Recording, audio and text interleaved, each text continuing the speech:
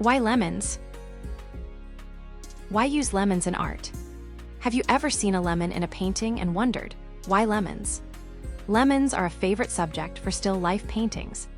A lemon still life refers to a style of painting particularly popular in 17th century Dutch art. This art features lemons as a prominent subject. Lemons are often depicted with a focus on their texture, color, and symbolic meaning. Lemons can have many meanings in art, and Dutch painters capitalized on this idea. The artfully peeled lemon with its shiny flesh and spongy pith became a beloved detail of Dutch still life painters as early as the 17th century. Lemons can represent abundance and exoticism. The lemon, a relatively rare and expensive fruit in the Dutch Golden Age, symbolized wealth or abundance, and the import of exotic commodities by Dutch shipping and trade. Lemons can represent vanitas, by illustrating the fleeting nature of the lemon's beauty and the potential for decay. Sliced or peeled lemons, along with whole uncut or unblemished lemons, could be interpreted as a vanitas, or a reminder of the transient nature of life. Some scholars suggest the peeled lemon could also symbolize time passing or even fidelity due to Catholic traditions. Lemons can also represent illusionism. Dutch artists meticulously rendered the textures and surfaces of the lemons, creating an illusion of realism. Lemons add to composition. Lemons were often shown whole, sliced, or with the peel hanging off the edge of a table or plate. This strategic placement gives a painting depth and composition. Now, when you see lemons in a painting, you will know a few of the reasons why they might be there. Have you ever painted a lemon still life? If you enjoyed this video, please leave a comment. We would love to hear what you think. Thanks for watching. I hope you will watch more of our videos. We have tutorials, stories, and more. So if you enjoy art with a story, please subscribe. Join me as I take on the challenge of creating the perfect slice of pizza that's not just delicious, but a true work of art. I wanted to contribute to this art exhibition here in our town. So I decided that I would paint my favorite food. That, of course, is pizza. But first I have to make the perfect pizza. Then I would have the slice that would be my model. This stunning slice would be my muse, my shining example of perfect pizza. Together we would answer the question, is pizza art? I've always wondered, can a slice of pizza be more than just a meal? Can it be a form of art?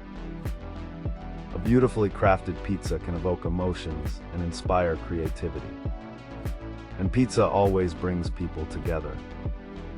I mean, just look at the Ninja Turtles. Heroes in a half shell live on pizza. But what makes a slice of pizza truly perfect? Not just in terms of taste, but also in terms of aesthetics.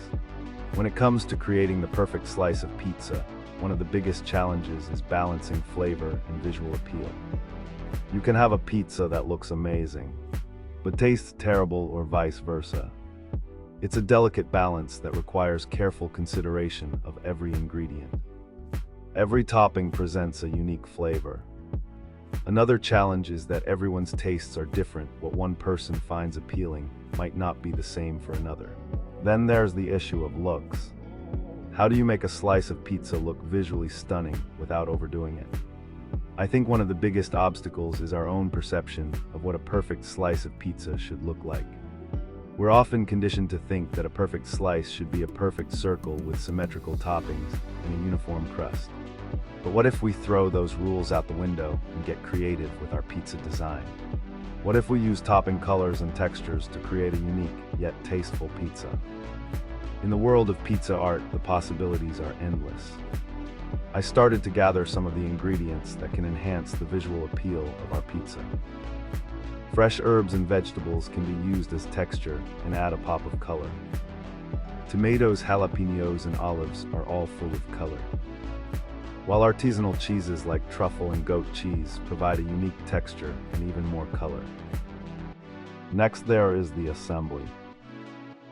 We use the colors and textures to make the pizza a work of art. It's time to put it all together and see what happens.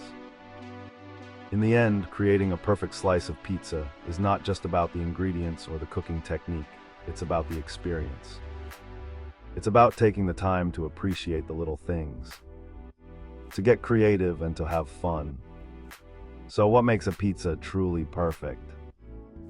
For me, it's the combination of flavors, textures, and presentation that come together to create a truly unique and immersive experience. Well, the slice is finished. What do you think of it? Wish me luck in the exhibition. Thanks for joining me on this culinary adventure. If you've got a favorite pizza style or unique topping combination, let me know in the comments below. And don't forget to check out my other videos for tutorials and more. See you in the next video. The Simpsons is an American animated sitcom created by Matt Groening for the Fox Broadcasting Company. Fox was a new network at the time, and they were trying to make a name for themselves. Fox wanted to be edgy, funny, and maybe a little bit raunchy. Family shows were at the top of the ratings, so this seemed to be a perfect fit for Sunday night. The main characters are a satire of a working-class family, consisting of Homer the dad, Marge the mom, Bart the brother, Lisa the sister, and Maggie the baby. The series lampoons many aspects of American culture, society, politics, and history. The cartoon made its debut as 60-second animated bumpers for The Tracy Ullman Show, with the first short airing on April 19, 1987. The shorts were then expanded into a full-length 30-minute television spin-off by 20th Century Fox, first airing on December 17, 1989. As of 2024, 35 seasons have aired, and the 36th season began on September 29, 2024. The series currently holds the record for the longest-running primetime sitcom in the U.S., running for 35 years and 36 seasons, as well as 3 seasons of shorts since 1989, and becoming the longest-running program on Fox. If you enjoyed this video, please click like and subscribe. Thanks for watching. The story of coffee is told one cup at a time. Our story begins in Ethiopia, where a goat herder named Kaldi noticed his goats were unusually energetic after eating the berries of a particular tree. He then tried them himself and, feeling alert, shared this discovery, and the tradition spread across the world. From their humble origins in the Middle East as places for social and political discourse, coffee houses spread globally, becoming hubs for intellectual exchange, business, and even revolution, evolving into the modern coffee shops we know and love today. Coffee houses first emerged in the Middle East during the 15th and 16th centuries, becoming popular meeting places for various discussions.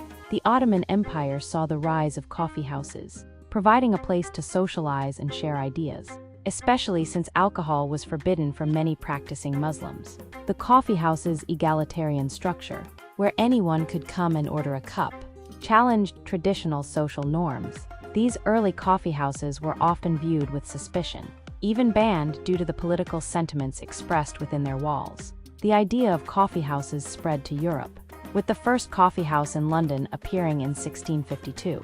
England saw the rise of coffee houses, with them being called penny universities due to the low cost of entry and the breadth of information available within them. Coffee houses made their way to America, with Boston's first coffee house established in 1676. American coffee houses, like those in England, served as business hubs. The Tontine Coffee House in New York was the original location for the New York Stock Exchange. The modern coffee shop is a direct descendant of these early coffee houses, with establishments like the Gaggia Coffee Bar in Italy pioneering the use of espresso machines, leading to the development of espresso machines and flavors.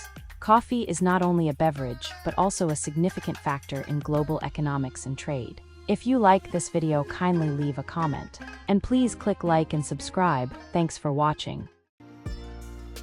Water is essential for life on Earth. We drink it, we bathe in it, and we grow agriculture with it. But what else does water do for us and the Earth?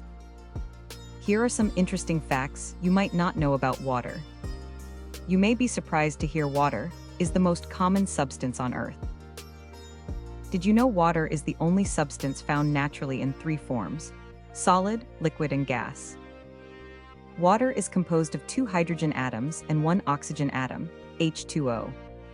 Lucky for us, water regulates the Earth's temperature. Also lucky for us, water regulates the temperature of the human body. In animals and plants, water carries nutrients and oxygen to cells. Drinking lots of water helps to cushion joints. In animals, water protects organs and tissues. Water removes waste from cells. Our bodies are comprised of about 70% water. A person can only live about a week without water. 97% of Earth's water is saltwater, and only 3% is freshwater or drinkable. 2/3 of freshwater is trapped in glaciers and ice caps. Water is essential for sustaining life on Earth. The human brain is about 75% water, and bones are about 31% water. Water weighs about 8 pounds a gallon. Did you know it takes 120 gallons of water for a hen to produce one egg? A jellyfish and a cucumber are each 95% water, and you can actually eat both. Most life on Earth is composed of water. So if you think about it, your mom is about 75% water, and the rest is all love. If you are new here, please click subscribe. If you liked the video, please click like. Don't forget to subscribe to see more. Thanks for watching.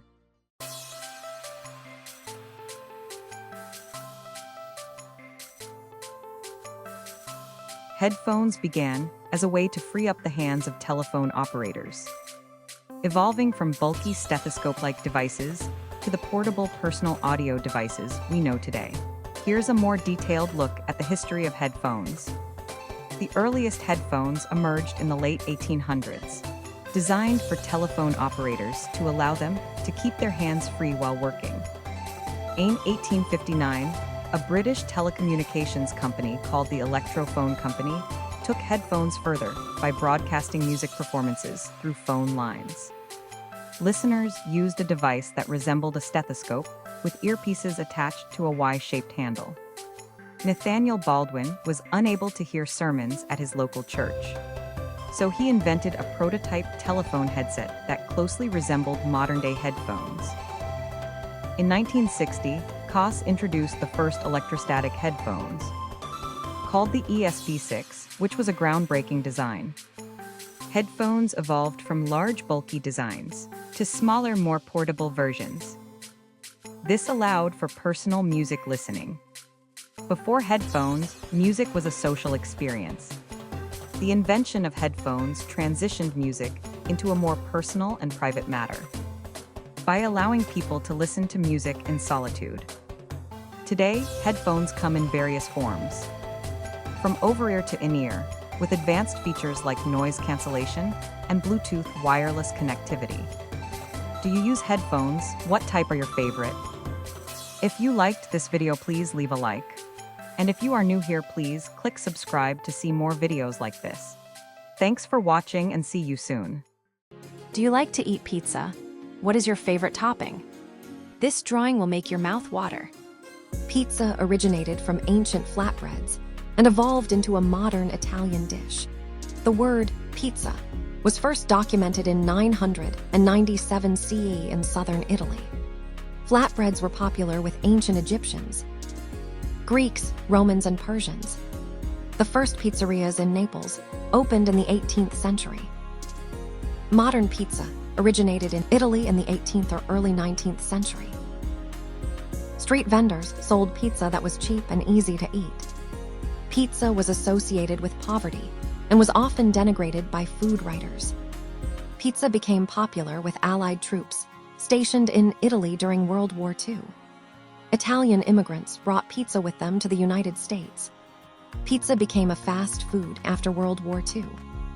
In 1889,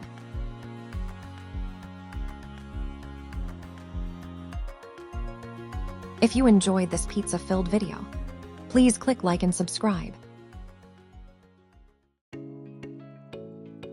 Tacos are my favorite food.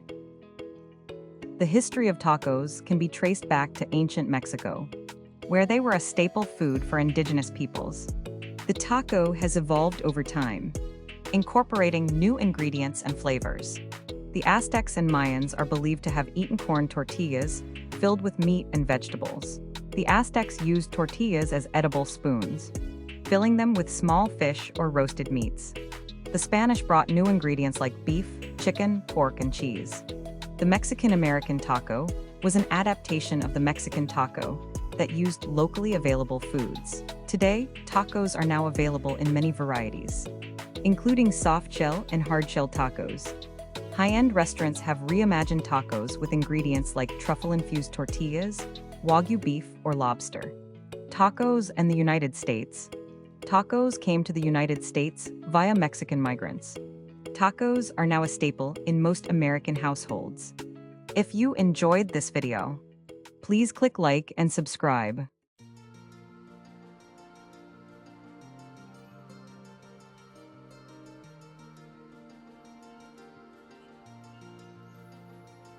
Have you ever heard the story of Milo, the monkey who learned to fly? No. Well, once upon a time, in the heart of a lush jungle, lived a curious little monkey named Milo. Unlike his friends, who were happy swinging through the trees, Milo had a burning desire to fly. He would often watch the birds soaring effortlessly through the sky, their wings catching the sunlight, and dream of experiencing the world from above. Every day, Milo would climb to the highest branches and leap, hoping to catch a bit of air, but only ever managed a clumsy short glide. He tried fashioning wings from leaves, vines, and even feathers he found on the ground. But each attempt ended in a comical crash. One day, while contemplating his latest failed flight, Milo met a wise old owl named Hoot. Sharing his dream, Milo was met with a gentle chuckle. "Little one," Hoot hooted, "flying isn't just about wings. It's about believing in yourself and understanding the wind." Intrigued, Milo asked for guidance. Hoot explained that the wind could be a monkey's friend, teaching him to ride the currents and glide further. From then on, Milo spent his days studying the wind patterns, feeling the subtle shifts in the air, and practicing his jumps, trying to harness the wind's power. As days turned into weeks, Milo began to notice a change. He could now leap further, sometimes even catching a small air pocket that would lift him slightly above the tree canopy. His friends encouraged him to keep trying. You see, monkey friends are very encouraging. His friends, initially amused by his antics, soon changed their tune. They started to cheer him on, impressed by his dedication. They could see the change in Milo. He was starting to believe, and let me tell you, when you believe, anything can happen, even the impossible. One sunny afternoon, as Milo jumped from a particularly high branch, he felt the wind lift him higher than ever before. He spread his arms, feeling the air beneath them.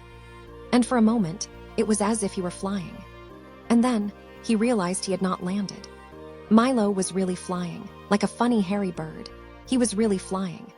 He soared above the jungle, the world below him looking like a miniature landscape. He saw his monkey friends swinging through the trees beneath him. He flew fast and high. The birds circling nearby began flying alongside him. He flew over the trees and rivers, so high he could see for miles. Although his flight was short, Milo landed with a joyous grin, knowing he had finally achieved his dream. He had not only learned to fly, but also discovered the power of perseverance and the magic of believing in the impossible. From that day on, Milo was known as the flying monkey, a symbol of courage and the endless possibilities that come with chasing your dreams, no matter how out of reach they may seem. You can fly too. Just follow your dreams like Milo. If you liked this story, please leave a like and a comment. And if you're new here, please subscribe to our channel. We have new art and stories every day. Thanks for watching, and I hope to see you soon. From 1957 to 1983, a chimpanzee named Ham the Chimp and Ham the Astro Chimp was the first great ape to be launched into space. Ham, a young chimpanzee born in the jungles of Africa, was destined for a life unlike any other. He was chosen to become the first primate in space, embarking on a historic journey as part of NASA's Project Mercury. Captured and brought to Holloman Air Force Base in New Mexico, Ham underwent rigorous training, learning to manipulate levers in his capsule in exchange for treats, all while being monitored closely by scientists. On January 31, 1961, strapped securely into his tiny spacecraft, Ham launched into the sky, soaring above Earth in a suborbital flight. During his brief time in space, he successfully completed his assigned tasks, pulling levers as instructed, proving that a primate could handle the stresses of space travel. When Ham's capsule splashed down in the Atlantic Ocean, the world watched with bated breath as rescue teams retrieved the chimp, who emerged safe and sound, becoming an instant global celebrity. Though his spaceflight was short, Ham's mission provided crucial data for future human space missions, paving the way for Neil Armstrong's historic moon landing. After his space adventure, Ham spent his remaining years at the National Zoo in Washington, D.C., where he was adored by visitors and remembered as the brave astro chimp who dared to venture into the unknown. A few facts about the astro chimp Ham. HAM stands for Holloman Aerospace Medical Center, the facility where he was trained. Ham flew on a suborbital flight as part of Project Mercury on January 31, 1961.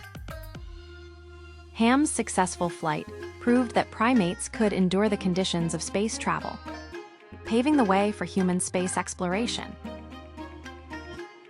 If you enjoyed this video, please click like. If you are new here, you might want to subscribe to see more art stories. Hope to see you soon. A rainbow awaits. Naive little water drops never knew what they were, what they could do. Upon their downfall, they saw the sun. The sun shone bright and magic spun. A band of colors poured from the drops. Exquisite scenery high above the crops. Bright old sun had till then just burned. It saw that in the rainbow the drops had churned. It saw its own reflection in the colors that appeared. It saw itself caring when it had never cared. It made the water shine when it fell from its height. It showed the drops to their very own might. Dear old sun makes rainbows every day. It still burns and still makes the drops gay. The water never fears and takes on the fates. As long as the sun shines, a rainbow awaits. You, my dear friend, are a rainbow. So let your colors shine for the world to see.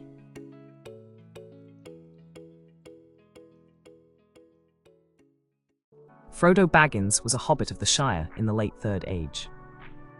Frodo inherits the One Ring from Bilbo Baggins and undertakes the quest to destroy it in the fires of Mount Doom. Frodo sets off with his friend Samwise and the Fellowship for Mount Doom, trailed by Gollum. With the ring getting closer to its master, Frodo became progressively weaker as its influence grew. As they reached Mount Doom, Gollum reappeared and attacked Frodo. Gollum got past Sam and attacked the invisible Frodo, biting off his finger, and finally regained his precious. As he danced around in elation, Gollum lost his balance and fell with the ring into the lava. The ring was thus destroyed, and with it Sauron's power. Frodo and Sam were rescued by Gandalf and several great eagles as Mount Doom erupted. Thanks for watching. If you enjoyed this video, please click like and subscribe. We would love to hear your comments.